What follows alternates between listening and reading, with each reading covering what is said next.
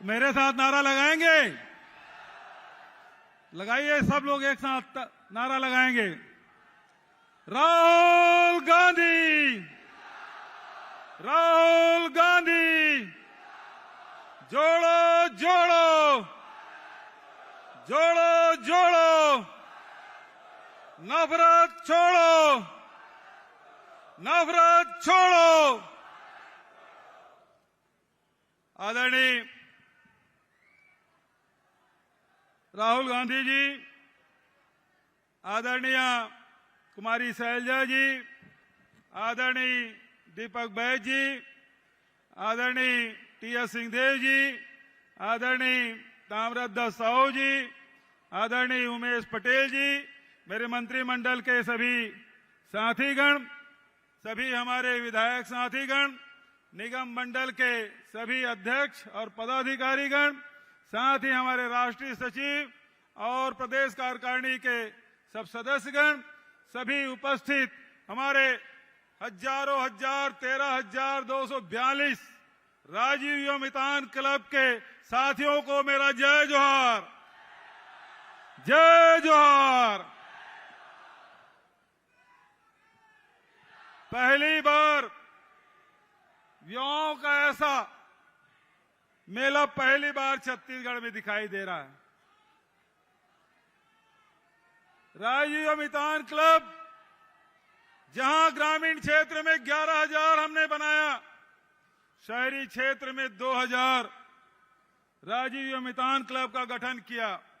और ये राजीव युवा मितान क्लब को हर साल 1 लाख रुपया दिया जा रहा है, ताकि हमारे युवा साथी गांव के अपने संस्कृति, गांव के अपने खेल कूद, गांव की स्वच्छता, गांव की शिक्षा और साथ ही साथ शासन की योजनाओं की जानकारी उन तबके को देना है जो वंचित वर्ग के लोग हैं, जो गरीब हैं, जो दिन रात मेहनत करते हैं, शासन की योजनाओं के बारे में जानकारी नहीं होती, उन सबको जानकारी देना, उन तक के योजनाओं को पहुंचाने की जिम्मेदारी हमारे राजीव युवा मितान क्लब की है।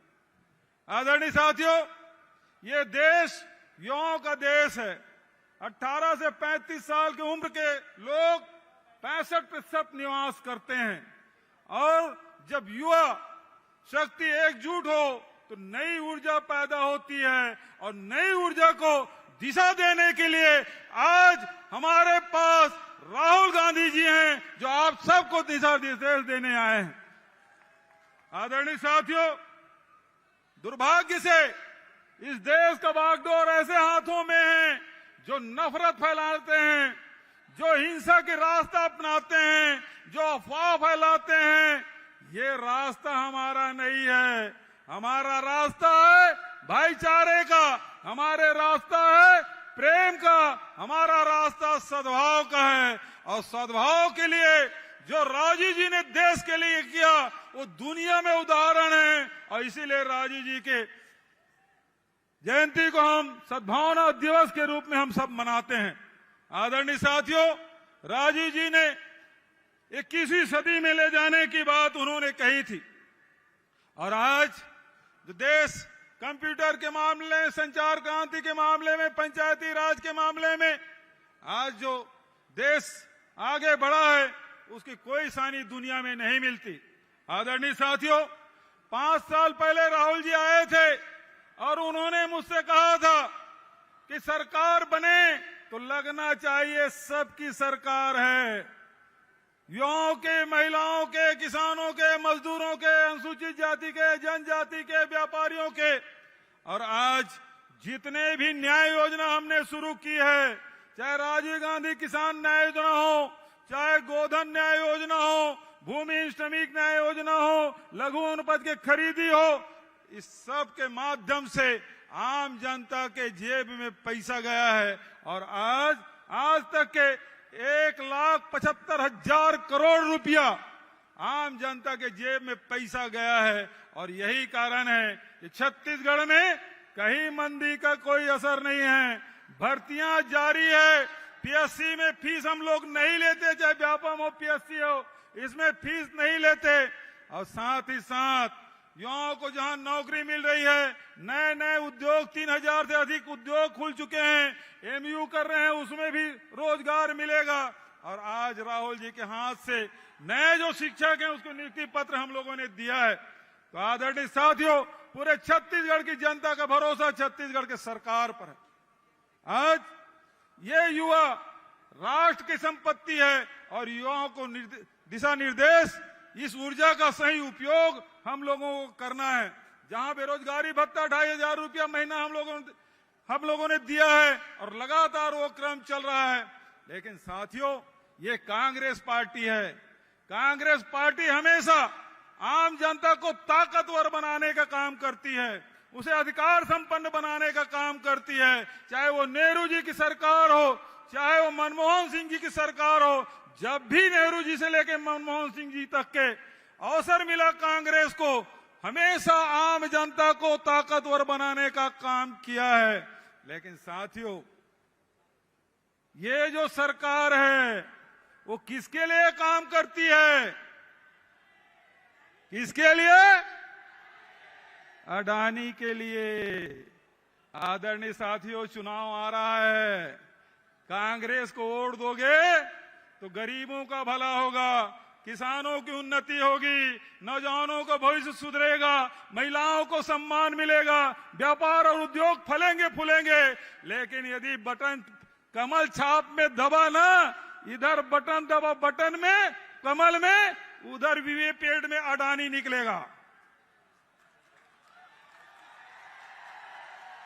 वीवीपैट में क्या निकलेगा? अडानी। हम लोग ये छत्तीसगढ़ में छापा क्यों पड़ रहा पता है आपको? क्योंकि लोहा खदान, ये दीपक जी बैठे हमारे प्रदेश अध्यक्ष, लोहा खदान उनके हाथ में जाने नहीं दिया। कोयला खदानों पे गिद्ध निगाह उनकी है, उसको नहीं जाने दिया। अरे अभी एसीसीएल का खदान है, उसको अडानी को दे दिया।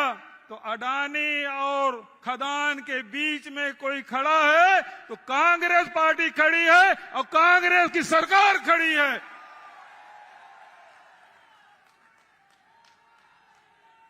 तो छत्तीसगढ़ को लूटने नहीं देना है। छत्तीसगढ़ की संपदा आपकी संपदा है, आपकी संपत्ति है। इसकी राशि, छत्तीसगढ़ खजाने की राशि गरीबों में, किसानों में, मजदूरों में, युवाओं में, महिलाओं में बंटना चाहिए, न कि हमारे साहब के मित्रों को जाना चाहिए।